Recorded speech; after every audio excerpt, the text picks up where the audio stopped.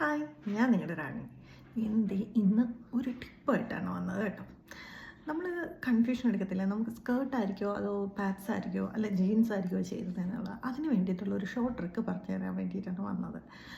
അപ്പം നമ്മുടെ ഹെഡ് മുതൽ ഹിപ്പ് അല്ലെ വേസ്റ്റ് വരെയുള്ള ലെങ്ത് എടുക്കുക, ഒരു മെഷർമെൻറ്റ് ടേപ്പ് എടുത്തിട്ട്. അതുപോലെ തന്നെ വേസ്റ്റ് ടു ടോ രണ്ട് ലെങ്ത് കൊടുക്കുക. അപ്പോൾ വേസ്റ്റ് ടു ടോ ആയിരിക്കും ഹയർ ലെങ്ത്. അപ്പോൾ ആ ഹയർ മെഷർമെൻറ്റ്, അപ്പോൾ ആ ഹയർ മെഷർമെൻറ്റിനെ ലോവർ മെഷർമെൻറ്റായ ഹെഡ് ടു വേസ്റ്റ് വെച്ചിട്ട് ഡിവൈഡ് ചെയ്യുക. അപ്പോൾ നമുക്കൊരു വാല്യൂ കിട്ടും. അത് 1.4 താഴെയാണെന്നുണ്ടെങ്കിൽ നമുക്ക് സ്കേർട്ടായിരിക്കും ചേരുന്നത്.